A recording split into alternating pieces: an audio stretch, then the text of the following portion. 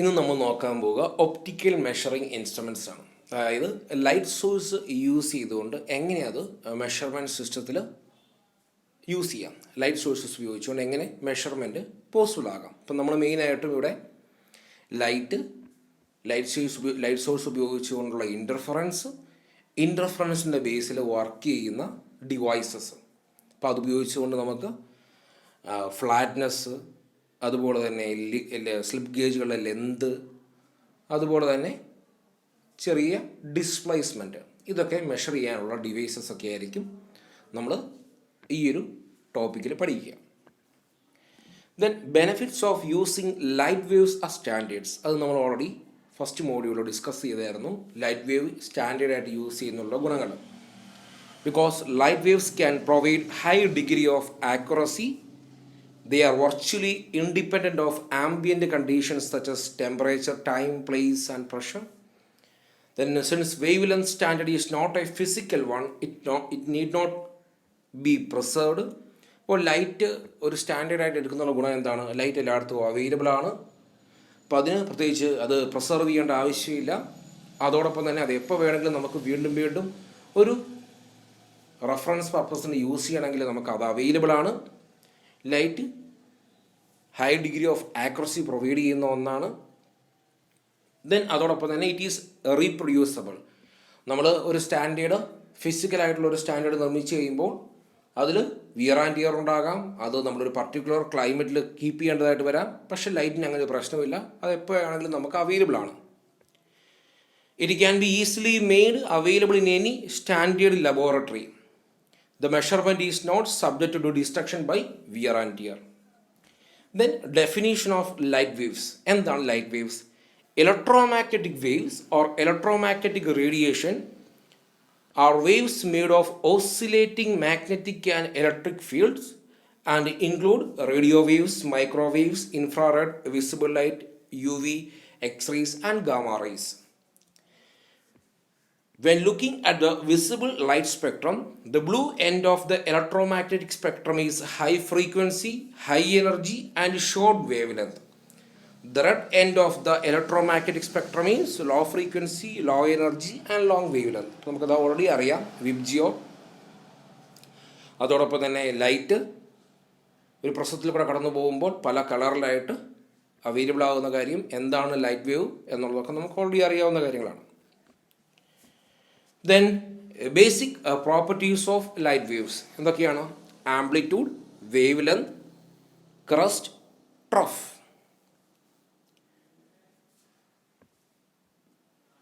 A wave has a trough, lowest point, and a crest, highest point. What is amplitude? The vertical distance between the tip of a crest and the wave's central axis is known as its amplitude. This is amplitude. This is the property associated with the brightness or intensity of the wave. Then what is wavelength? The horizontal distance between two consecutive troughs or crests is known as the wavelength of the wave. ഇതാണ് wave length. രണ്ട് ക്രസ്റ്റുകൾ അല്ലെങ്കിൽ രണ്ട് ട്രഫുകൾ തമ്മിലുള്ള ദൂരം എന്ന് പറയാം. Then frequency. The wave's frequency refers to the number of full wavelengths that pass by a given point in space every second. Then C is equal to V lambda or C is equal to F lambda, where lambda is the wavelength and nu is the frequency. C is equal to nu lambda. Nu is the frequency or F, nu എന്ന ലെറ്ററോ അല്ലെങ്കിൽ F എന്ന ലെറ്ററോ use ചെയ്യാം. അപ്പോൾ അതാണ് c is equal to nu lambda or c is equal to f lambda എന്ന് സൂചിപ്പിക്കുന്നത്. Means what is c? C is the speed of light. അപ്പോൾ speed is equal to frequency into wavelength. Okay, ഇപ്പോൾ ലൈറ്റിൻ്റെ speed എന്ന് പറയുന്നത് 3 × 10⁸ m/s. Then time period. എന്താണ് time period? 1/frequency. A wave's time period is the length of time it takes for one wavelength to pass by a given point in space. Mathematically, T is equal to 1 by F, where T is the time period and F is the wave's frequency. Then the unit of time period are seconds. ഈ കാണുന്നതാണ് electromagnetic spectrum. Gamma ray, X ray, U V ray visible, infrared, microwave, radio waves. അപ്പോൾ അതിൽ wave ലെന്തിൻ്റെ variation, അതോടൊപ്പം തന്നെ ഫ്രീക്വൻസിയുടെ variation നമുക്ക് clear ആയിട്ട് കാണാം. അപ്പോൾ റേഡിയോ വേവ്സ് എന്ന് പറയുന്നത് ലോങ്ങർ വേവ് ലെന്ത് ആയിരിക്കും, ലോവർ ഫ്രീക്വൻസി ആയിരിക്കും, ലോവർ എനർജി ആയിരിക്കും. മീൻസ് ഗാമ റേസ് ഒക്കെ ആകുമ്പോൾ shorter wavelength, high frequency, high energy ആയിരിക്കും. Then monochromatic light. അപ്പോൾ നമ്മൾ മെയിനായിട്ടും ഇൻ്റർഫറൻസ്, ലൈറ്റിന് ഇൻ്റർഫറൻസ് യൂസ് ചെയ്തുകൊണ്ട് എങ്ങനെ മെഷർമെൻറ്റ് നടത്താമെന്നുള്ളതാണ് പഠിക്കാൻ പോവുക. അപ്പോൾ അതിന് ഒരു ഇൻട്രൊഡക്ഷൻ ആയിട്ടാണ് നമ്മൾ ലൈറ്റിൻ്റെ പ്രോപ്പർട്ടീസും കാര്യങ്ങളൊക്കെ പഠിച്ചത്. പക്ഷെ നമ്മളിവിടെ യൂസ് ചെയ്യുന്നത് കൂടുതലും മോണോക്രോമാറ്റിക് ലൈറ്റാണ്. എന്താണ് monochromatic light? The term monochromatic comes from the Greek word mono, meaning single, and chroma, meaning color. Monochromatic light literally means light of one color. In scientific term, it means light of single wavelength. Okay, ഒരു single wave length ഉള്ള ഒന്നാണ് monochromatic light. A ray having a single frequency and wavelength is produced, generally known as monochromatic light. Monochromatic light is used for measuring flatness and determining the length of slip gauges. It is the basic principle of interferometry. അപ്പോൾ interferometry അല്ലെങ്കിൽ interference പ്രിൻസിപ്പിളിൽ work ചെയ്യുന്ന devices ഒക്കെയും monochromatic light source use ചെയ്തുകൊണ്ടായിരിക്കും work ചെയ്യുക. ഇതൊക്കെ നമ്മളിങ്ങനെ detail ആയിട്ട് കാണും. The advantages of monochromatic light are its characteristics are independent of any ambient condition, its wavelength has precise value, it is exactly reproducible. Then characteristics of monochromatic lights are follows. A monochromatic beam of light gives light of only one wavelength or one color. It is difficult to get a truly monochromatic source of light. Then light emitted by certain elements such as mercury, sodium and cadmium is suitable. അപ്പോൾ നമ്മളിവിടെ use ചെയ്യുന്നത് mercury source അല്ലെങ്കിൽ cadmium source ഒക്കെ ആയിരിക്കും light source ആയിട്ട് for monochromatic light. ഇതൊക്കെ നമ്മൾ കാണും. Then light sources of interferometry. അപ്പോൾ ഇൻ്റർഫെറോമെട്രി എന്ന് പറഞ്ഞാൽ എന്താണ്? ഇൻ്റർഫറൻസിൻ്റെ പ്രിൻസിപ്പിളിൽ വർക്ക് ചെയ്യുന്ന ഡിവൈസസ്. ഓക്കെ, അപ്പം അതൊക്കെ നമ്മൾ പിന്നീട് കാണും. അപ്പോൾ എനിവേ അത്തരത്തിലുള്ള ഡിവൈസ് വർക്ക് ചെയ്യാൻ വേണ്ടി നമ്മൾ യൂസ് ചെയ്യുന്ന ലൈറ്റ് സോഴ്സസ് ആണ് നമ്മളിനി നോക്കാൻ പോവുക. The light source used in interferometry should be a monochromatic in nature and their amplitude should be same or at least comparable with each other.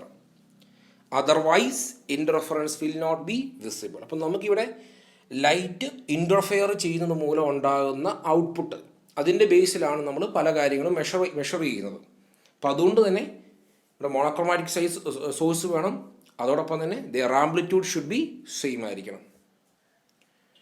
Ordinary light contains a mixture of light with a number of wavelengths. Hence, it cannot be considered as a source light for interferometry. അപ്പോൾ ordinary light use ചെയ്യാത്തതിന് കാരണം അതിനകത്ത് തന്നെ പല wave lengths ഉണ്ട്, VIBGYOR നമുക്കറിയാം. അപ്പോൾ അതുകൊണ്ട് തന്നെ അതൊരു മോണോക്രോമാറ്റിക് സോഴ്സ് ആയിട്ട് നമുക്ക് യൂസ് ചെയ്യാൻ സാധിക്കില്ല. Then these are the different light sources. Mercury, then mercury 198, then cadmium, krypton 86, then thallium, sodium, helium, gas lasers. ഇത്രയും ലൈറ്റ് സോഴ്സസ് ഉണ്ട്. ഇതൊക്കെ ഡീറ്റെയിൽ ആയിട്ട് പഠിക്കേണ്ട കാര്യമില്ല. സിലബസിൽ നമുക്ക് ജസ്റ്റ് ലൈറ്റ് സോഴ്സസ് എന്താണെന്നുള്ളത് മാത്രമേ ഉള്ളൂ. അപ്പോൾ എന്നിരുന്നാലും എക്സ്പ്ലനേഷൻ ഉണ്ട്. അപ്പോൾ ആ എക്സ്പ്ലനേഷൻ ഓരോന്നും നിങ്ങൾക്ക് വായിച്ച് നോക്കാവുന്നതാണ്. Mercury, it is less expensive source having high intensity and green line can be easily isolated with filters. Then mercury 198, it is pure isotope produced by neutron bombardment of gold. It is considered to be one of the best sources of very sharply defined wavelengths and fringes. എന്താണ് fringes എന്നുള്ളതൊക്കെ നമ്മൾ വരുന്നേ ഉള്ളൂ. And fringes are visible with the path difference up to 500 mm. Then cadmium, it is the only natural material producing a spectral line, almost completely monochromatic. Then krypton, it is used in some instruments for its advantage of being easily excited. Then krypton 86 lamp produces spectral lines of different wavelengths, and therefore an elaborate monochromator is required to separate them. Then thallium, sodium, helium, gas lasers. ഈ കാണുന്നത് visible light gas പ്രോസസ്സിലൂടെ കടന്നു വരുമ്പോൾ നമുക്ക് VIBGYOR visible ആകുന്നതാണ് ഈ കാണുന്നത്. Means ആ white light പല wave length ആയിട്ട് സ്പ്ലിറ്റ് ആകുന്നു. ഇതാണ് sunlight with multiple colours. Then LED monochromatic ആണ്, ബട്ട് നോൺ കൊഹിറൻ്റ് ആണ്. സോ ലേസർ എന്ന് പറയുന്നത് മൊണോക്രോമാറ്റിക്കും കൊഹിറൻറ്റും ആയിട്ടുള്ള ഒന്നാണ്. ദെൻ നമ്മൾ അടുത്ത ടോപ്പിക്കിലേക്ക് പോവുകയാണ്. That is principle of interference. അപ്പോൾ നമ്മൾ ഇൻ്റർഫെറോമെട്രി അല്ലെങ്കിൽ ഇൻ്റർഫറൻസിൻ്റെ ബേസിൽ വർക്ക് ചെയ്യുന്ന മെഷറിംഗ് ഇൻസ്ട്രുമെൻറ്റ്സ്, അപ്പോൾ അതിൻ്റെ എല്ലാം ബേസ് എന്ന് പറയുന്നത് ഇൻ്റർഫറൻസ് ആണ്. Principle of interference. ലൈറ്റ് തമ്മിൽ ഇൻ്റർഫെയർ ചെയ്യുമ്പോൾ എന്താണോ ഔട്ട്പുട്ട്, ആ ഔട്ട്പുട്ടായിരിക്കും മെഷർമെൻറ്റ് ചെയ്യാനുള്ള നമ്മുടെ മെഷർ ചെയ്യുന്ന parameter. Then principle of interference.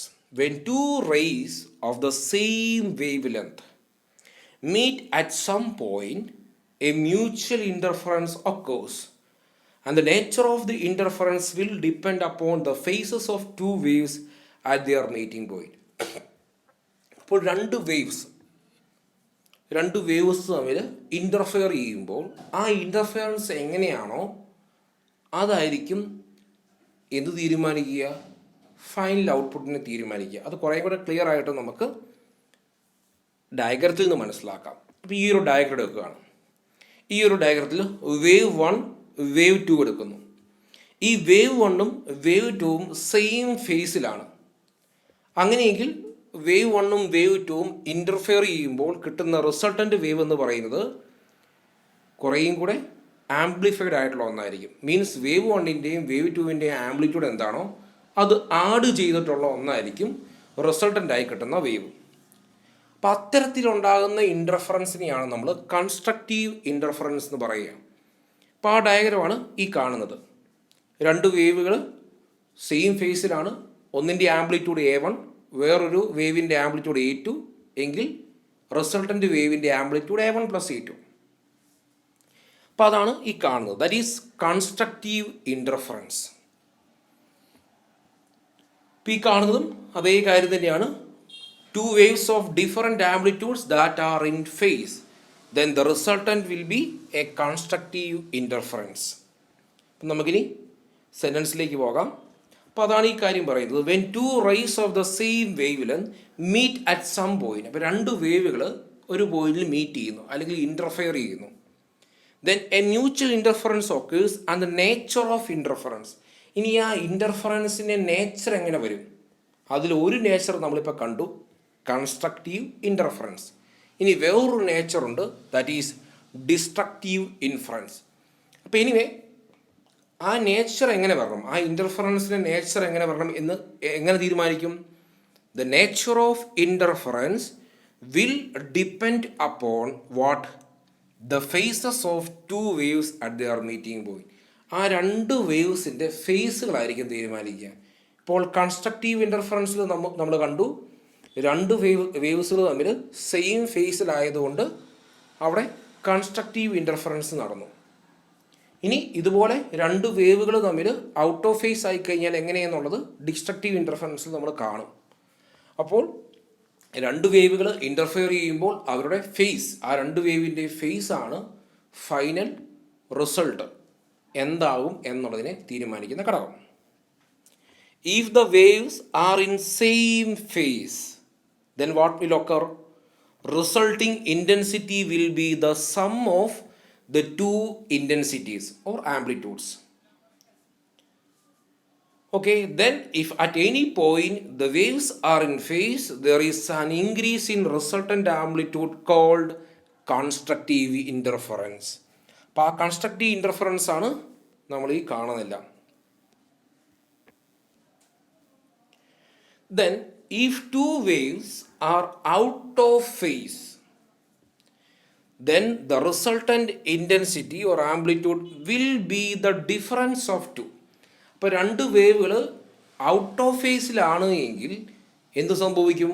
Some ചെയ്ത ആംപ്ലിറ്റ്യൂഡ്സ് കുറയ്ക്കുന്നു. Means the resultant intensity will be the difference of two. Okay, then if the waves are out of phase, the resultant amplitude will decrease, called destructive interference. അപ്പോൾ നമുക്ക് destructive interference കൂടെ നോക്കാം, എന്നിട്ട് നമുക്ക് തിരിച്ചു വരാം. ഈ കാണുന്നതാണ് destructive interference. Two waves of different amplitudes out of phase by 180 degree. അപ്പോൾ എന്താണ്? ഒരു വേവ് അതിൻ്റെ ആംപ്ലിറ്റ്യൂഡ്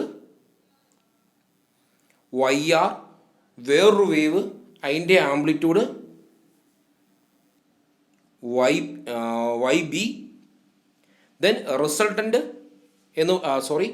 ഒരു എ എന്ന് പറയുന്നതും ബി എന്ന് പറയുന്നതുമായിട്ടുള്ള രണ്ട് വേവ്സ് ഉണ്ട്. ഇതാണ് എ എന്ന വേവ്, ഈ കാണുന്നതാണ് എ എന്ന വേവ്. ആ എ എന്ന വേവിൻ്റെ ആംപ്ലിറ്റ്യൂഡാണ് YA.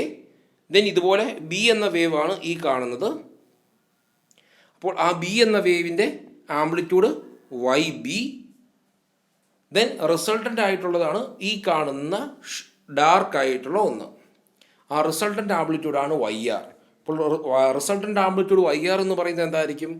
ഈ രണ്ട് വേവിൻ്റെയും ഡിഫറൻസ്, അതായത് YA മൈനസ് YB ആയിരിക്കും YR എന്നുള്ളത്. അപ്പോൾ അതാണ് if to waves are out of face then the resultant intensity will be the difference of two. അപ്പോൾ അതിനെയാണ് നമ്മൾ ഡിസ്ട്രക്റ്റീവ് ഇൻ്റർഫറൻസ് എന്ന് പറയുന്നത്. അപ്പോൾ വേവുകൾ തമ്മിൽ ഇൻ ഫേസ് ആയാൽ constructive interference, out of phase ആയിക്കഴിഞ്ഞാൽ ഡിസ്ട്രക്റ്റീവ് ഇൻ്റർഫറൻസ് ഉണ്ടാകും. അപ്പോൾ കൺസ്ട്രക്റ്റീവ് ഇൻ്റർഫറൻസ് ആണെങ്കിൽ അവിടെ റിസൾട്ടൻ്റ് വേവിൻ്റെ ആംപ്ലിറ്റ്യൂഡ് എന്ന് പറയുന്നത് സം ആയിരിക്കും. മറിച്ച് ഡിസ്ട്രക്റ്റീവ് ഇൻ്റർഫറൻസ് ആണെങ്കിൽ അവിടെ റിസൾട്ടൻ്റ് വേവിൻ്റെ ആംപ്ലിറ്റ്യൂഡ് എന്ന് പറയുന്നത് ഡിഫറൻസ് ആയിരിക്കും, കുറയ്ക്കും. If both the waves having same amplitude, ഈ രണ്ട് വേവുകൾ എടുത്തു, രണ്ട് വേവിൻ്റെയും ആംപ്ലിറ്റ്യൂഡ് സെയിം ആണെങ്കിൽ, having same amplitude are in face. ഇപ്പോൾ രണ്ട് വേവ് എടുത്തു, രണ്ട് വേവിൻ്റെയും സെയിം ആംപ്ലിറ്റ്യൂഡാണ്. ഇപ്പോൾ ആ രണ്ട് വേവുകൾ തമ്മിൽ കൺസ്ട്രക്റ്റീവ് ഇൻ്റർഫറൻസ് ആണെങ്കിൽ അവിടെ ഉണ്ടാകുന്ന റിസൾട്ടൻ്റ് വേവ് എന്ന് പറയുമ്പം ആ രണ്ട് വേവിൻ്റെയും ആംപ്ലിറ്റ്യൂഡിന് സമ്മായിരിക്കും. ഉദാഹരണം, ഒരു വേവ് അതിൻ്റെ ആംപ്ലിറ്റ്യൂഡ് A1, വേറൊരു വേവ് അതിൻ്റെ ആംപ്ലിറ്റ്യൂഡും A1. അപ്പോൾ ഈ രണ്ട് വേവുകളും തമ്മിലുള്ള, ഫോർ എക്സാമ്പിൾ ഇവിടെ ഒരു വേവ് എടുത്തു, ഇതിൻ്റെ ആംപ്ലിറ്റ്യൂഡ് A1, വേറൊരു വേവും അതിൻ്റെ ആംപ്ലിറ്റ്യൂഡ് A1. അപ്പോൾ ഈ രണ്ട് വേവുകൾ തമ്മിൽ കൺസ്ട്രക്റ്റീവ് ഇൻ്റർഫറൻസ് ആണെങ്കിൽ റിസൾട്ടൻ്റ് ആയിട്ട് വരുന്ന ആ വേവിൻ്റെ ആംപ്ലിറ്റ്യൂഡ് എന്ന് പറയുന്നത് 2 ടൈംസ് A1 ആയിരിക്കും. ഓക്കെ, ഇനി ഇതുപോലെ രണ്ട് വേവുകൾ തമ്മിൽ, രണ്ട് വേവ് ഉണ്ട്, സെയിം മാഗ്നിറ്റ്യൂഡാണ്, അത് തമ്മിൽ 180 ഡിഗ്രി ഔട്ട് ഓഫ് ഫേസിലാണെങ്കിൽ റിസൾട്ടൻ്റ് ആംപ്ലിറ്റ്യൂഡ് എന്ന് പറയുന്നത് എന്തായിരിക്കും? 0 ആയിരിക്കും.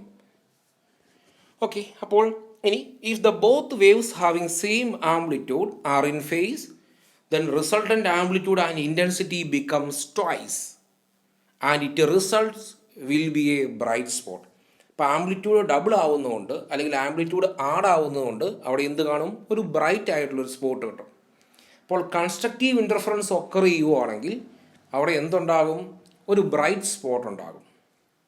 If both the waves having same amplitude are out of phase then the resultant amplitude and intensity become 0 and the result will be a dark spot. അപ്പോൾ ശ്രദ്ധിക്കേണ്ട point ഇതാണ്, രണ്ട് വേവ്സും അതിൻ്റെ സെയിം ആംപ്ലിറ്റ്യൂഡ് ആണ് എങ്കിൽ അവിടെ എന്തുണ്ടാകും? റിസൾട്ടൻ്റ് വേവ് അതിൻ്റെ amplitude ഇൻറ്റൻസിറ്റിയും twice ആയിരിക്കും. പിന്നെ അവിടെ എന്ത് കാണാൻ പറ്റും? ഒരു ബ്രൈറ്റ് സ്പോട്ട് കാണാൻ പറ്റും.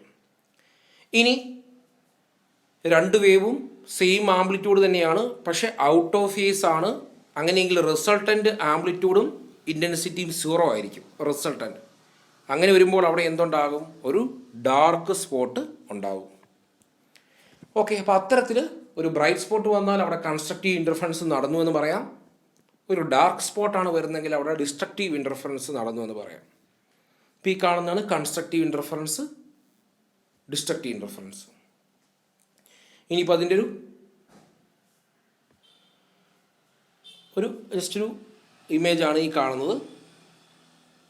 രണ്ട് വേവുകൾ, wave 1, wave 2, then resultant wave. ഈ കാണുന്നതും അതൊക്കെ തന്നെയാണ്.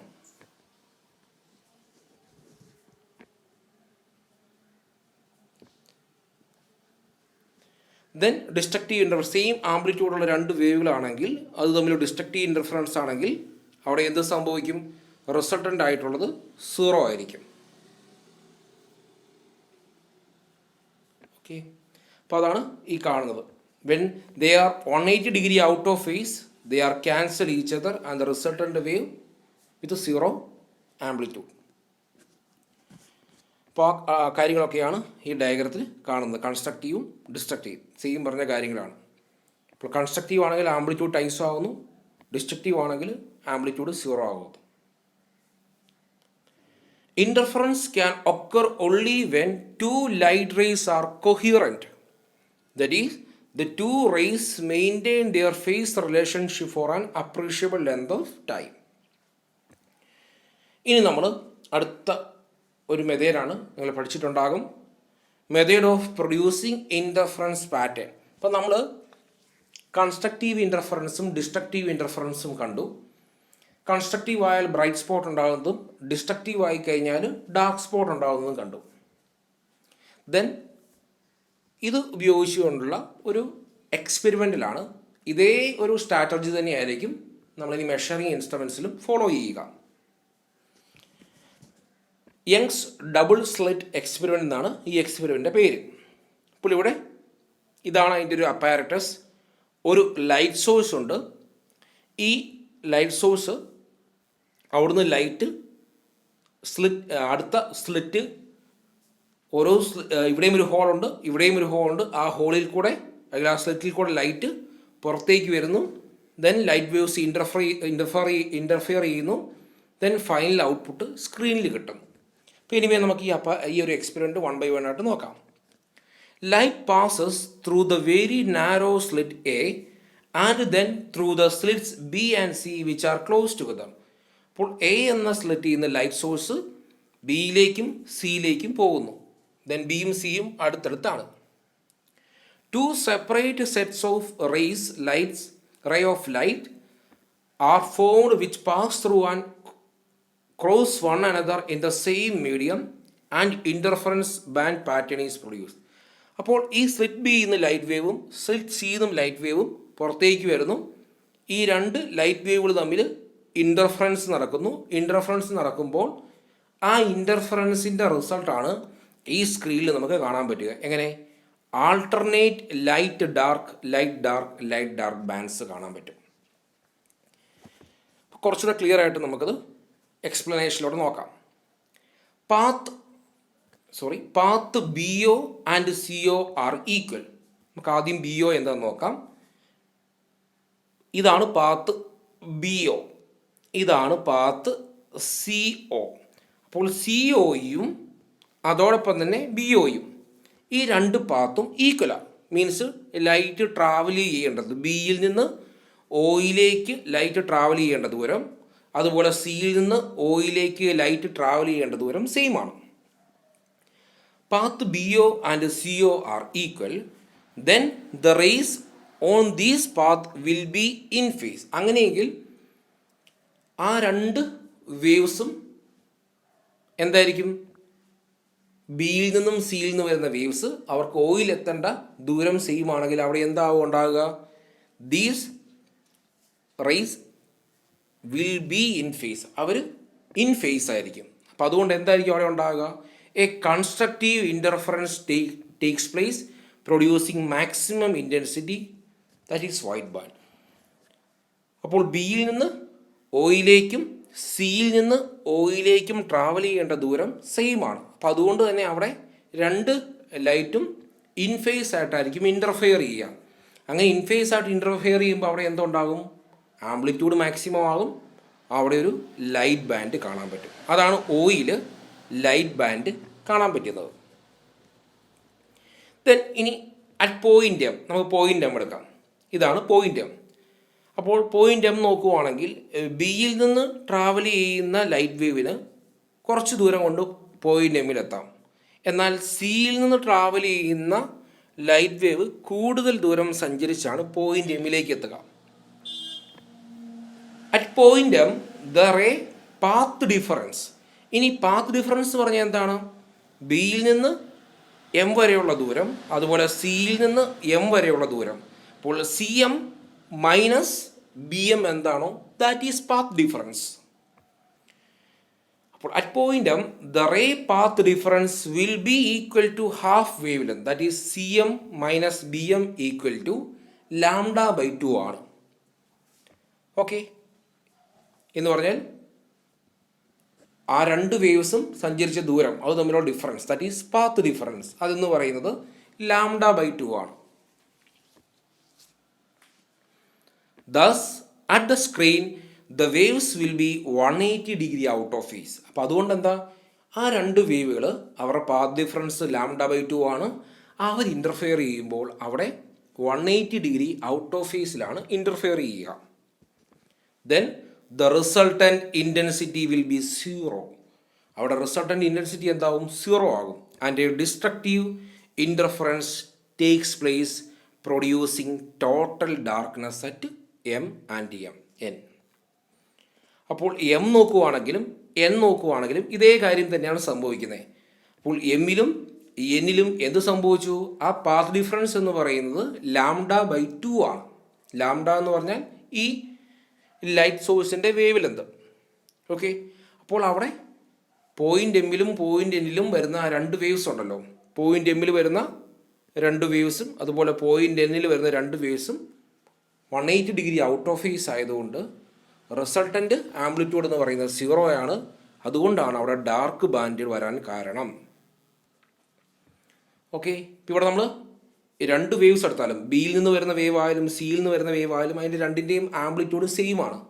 അപ്പോൾ അതുകൊണ്ട് തന്നെ ഒരു 180 ഡിഗ്രി ഔട്ട് ഓഫ് ഫേസ് ഉണ്ടായിക്കഴിഞ്ഞാൽ റിസൾട്ടൻ്റ് ആയിട്ടുള്ള ഇൻറ്റൻസിറ്റി എന്ന് പറയുന്നത് 0 ആയിരിക്കും. റിസൾട്ടൻ്റ് വേവിൻ്റെ ഇൻറ്റൻസിറ്റി എന്ന് പറയുന്നത് 0 ആയിരിക്കും. അപ്പോൾ അതാണ് ഈ ഒരു സെക്കൻഡ് പോയിന്റിൽ എഴുതി വച്ചിരിക്കുന്ന കാര്യം. ഇനി അടുത്തത് at point P and Q. നമ്മൾ പിയും ക്യൂവും നോക്കുക. ഇതാണ് പിയും ഇതാണ് ക്യൂ. അപ്പോൾ ബി എന്ന് പറയുന്ന ലൈറ്റ് വേവ് ഇത്രയും ദൂരം സഞ്ചരിച്ച് പിയിലെത്തുന്നു. സി അവിടുന്ന് ഒരു ലൈറ്റ് വേവ് ഇത്രയും ദൂരം സഞ്ചരിച്ച് പിയിലെത്തുന്നു. ഇതുപോലെ ബിയിൽ നിന്നൊരു ലൈറ്റ് വേവ് ഇത്രയും ദൂരം സഞ്ചരിച്ച് ക്യൂവിലെത്തുന്നു. ഇതാണ് ദൂരം. ക്യൂവിൽ എത്തുന്നു. സിയിൽ നിന്നും ക്യൂവിലേക്ക് എത്തുന്നു. അപ്പോൾ പിയിലും ക്യൂവിലും എന്ത് സംഭവിച്ചു? ലൈറ്റ് ബാൻഡാണ് സ്ക്രീനിൽ കാണുന്നത്. എന്ന് പറഞ്ഞാൽ പിയിലും ക്യൂവിലും എന്തുണ്ടായി? അവിടെ കൺസ്ട്രക്റ്റീവ് ഇൻ്റർഫറൻസ് ഉണ്ടായി എന്ന് മനസ്സിലാക്കാം. At point P and Q the ray path difference will be 1 wavelength. അപ്പോൾ പിയും ക്യൂവും നമ്മൾ നോക്കുവാണെങ്കിൽ അവിടെ രണ്ടും പാത്ത് ഡിഫറൻസ് എത്രയാണ്?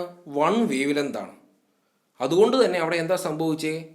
അവിടെ ആ രണ്ട് വേവ്സ് തമ്മിൽ ഇൻ ഫേസ് ആണ്. അതായത് പിയിലുള്ള രണ്ട് വേവ്സും ക്യൂയിലുള്ള രണ്ട് വേവ്സും ഇൻ ഫേസ് ആണ്. അതുകൊണ്ട് അവിടെ എന്തുണ്ടായി? ഒരു ബ്രൈറ്റ് ബാൻഡ് ഉണ്ടായി. ഓക്കെ, അപ്പോൾ നമ്മൾ ഈ 3 പോയിന്റ് സൂചിപ്പിക്കുന്ന കാര്യം എന്താണ്? ഈ ഓരോ സെക്ഷനിലും എങ്ങനെ ലൈറ്റ് ബാൻഡ് ഉണ്ടായി ഡാർക്ക് ബാൻഡ് ഉണ്ടായി എന്നുള്ളതാണ്. നമ്മൾ നോക്കുമ്പോൾ ബിയിൽ നിന്ന് വരുന്ന ലൈറ്റ് വേവ് ആയാലും സിയിൽ നിന്ന് വരുന്ന ലൈറ്റ് വേവ് ആയാലും ഈക്വൽ ഡിസ്റ്റൻസ് ട്രാവൽ ചെയ്താണ് ഓയിലെത്തുന്നത്. അതുകൊണ്ട് രണ്ട് വേവും ഇൻ ഫേസ് ആണ്. അപ്പോൾ അതുകൊണ്ട് അവിടെ ബ്രൈറ്റ് സ്പോട്ട് ഉണ്ടായി, അല്ലെങ്കിൽ ലൈറ്റ് ആയിട്ടുള്ള ബാൻഡ് ഉണ്ടായി. ഇനി പോയിൻ്റ് എമ്മും പോയിൻ്റ് എൻ നോക്കുമ്പോൾ പോയിൻ്റ് എമ്മിലേക്ക് എത്തുന്നത് വേവും രണ്ട് വേവ്സ് ഉണ്ട്. അതാണ് ഈ രണ്ട് വേവ്സ്. അവർ തമ്മിലുള്ള പാത്ത് ഡിഫറൻസ് എന്ന് പറയുന്നത് λ/2 ആണ്. ഇതേപോലെ തന്നെ എന്നിലേക്ക് എത്തുന്ന എൻ എന്ന പോയിന്റിലേക്ക് എത്തുന്ന രണ്ട് വേവ്സ് അവർ തമ്മിലുള്ള പാത്ത് ഡിഫറൻസും λ/2 ആണ്. അപ്പോൾ അതുകൊണ്ട് എന്ത് സംഭവിച്ചു? എമ്മിലൊരു ഡിസ്ട്രക്റ്റീവ് ഇൻ്റർഫറൻസും എന്നിലും ഡിസ്ട്രക്റ്റീവ് ഇൻ്റർഫറൻസും സംഭവിച്ചു. അതുമൂലം അവിടെ ഡാർക്ക് ബാൻഡ് ഉണ്ടായി. ഇനി പോയിന്റ് പിയും പോയിന്റ് ക്യൂ എത്താൻ നേരത്ത് പോയിന്റ് ക്യൂവിലെത്തുന്ന രണ്ട് ലൈറ്റ് വേവ്സ് ഇതാണ്. അവർ തമ്മിലുള്ള പാത്ത് ഡിഫറൻസ് എന്ന് പറയുന്നത് λ. അതുപോലെ ക്യൂവിലേക്ക് എത്തുന്ന രണ്ട് ലൈറ്റ് വേവ്സ് അവർ തമ്മിലുള്ള പാത്ത് ഡിഫറൻസ് എന്ന് പറയുന്നതും ലാംഡ. അപ്പം അതുകൊണ്ട് അവിടെ രണ്ട് വേവ്സ് തമ്മിൽ ഇൻഫേസ് ആയി, അവിടെ കൺസ്ട്രക്റ്റീവ് ഇൻ്റർഫറൻസ് ഉണ്ടായി, അതുമൂലം അവിടെ ലൈറ്റ് ബാൻഡ് ഉണ്ടായി. ദെൻ ഈ 3 പോയിന്റിൽ നിന്നും നമുക്കൊരു കൺക്ലൂഷനിലേക്ക് എത്താൻ പറ്റും. എന്താണ് ആ കൺക്ലൂഷൻ? ഇതാണ് ആ എക്സ്പെരിമെൻറ്റ് കാണിക്കുന്നത്. Slit, light source, then slit 1, slit 2, then നമുക്ക് ആൾട്ടർനേറ്റീവായിട്ട് ലൈറ്റ് ഡാർക്ക് ബാൻഡുകൾ കിട്ടുന്നു. Light band, dark, light, dark, അങ്ങനെ കിട്ടിക്കൊണ്ടേയിരിക്കുന്നു. ഇതെല്ലാം സെയിം എക്സ്പെരിമെൻ്റൽ മെത്തേഡാണ് കാണിക്കുന്നത്. അപ്പോൾ നമ്മൾ നേരത്തെ പറഞ്ഞ 3 കാര്യം, അതായത് കൺസ്ട്രക്റ്റീവ്, ഡിസ്ട്രക്റ്റീവ് ഉണ്ടാകുന്നിടത്തെല്ലാം ലൈറ്റ് ബാൻഡ്, ഡിസ്ട്രക്റ്റീവ് ഉണ്ടാകുന്നിടത്തെല്ലാം ഡാർക്ക് ബാൻഡ്. അപ്പോൾ ഈ പാത്ത് ഡിഫറൻസ് എങ്ങനെ വേവ്സ് തമ്മിൽ ഇൻഫേസ് ആകുന്നതും ഔട്ട് ഫേസ് ആകുന്നതിനും കാരണമാകുന്നു എന്ന് നമുക്ക് കഴിഞ്ഞ ക്ലാസ്സിൽ മനസ്സിലായി. കഴിഞ്ഞ ഒരു സ്ലൈഡിൽ നിന്ന് മനസ്സിലായി. കാരണം പാത്ത് ഡിഫറൻസ് λ/2 ആയപ്പോൾ ഡിസ്ട്രക്റ്റീവായി, പാത്ത് ഡിഫറൻസ് ലാംഡ ആയപ്പോൾ കൺസ്ട്രക്റ്റീവായി. ഓക്കെ, ഇനി നമ്മൾ ഇതിൽ ഒരു കാര്യത്തിലേക്ക് എത്തുന്നു. അതായത് പാത്ത് ഡിഫറൻസ് എന്ന് പറയുന്നത് എന്താണ്? ഞാനത് എഴുതാം. പാത്ത് ഡിഫറൻസ് എന്ന് പറയുന്നത്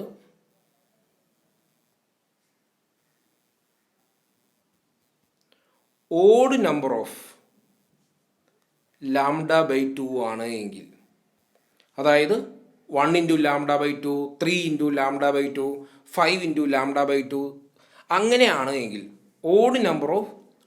ഓഡ് മൾട്ടിപ്പിൾ ഇൻറ്റു λ/2 ആണ് എങ്കിൽ അവിടെ എന്തുണ്ടാകും?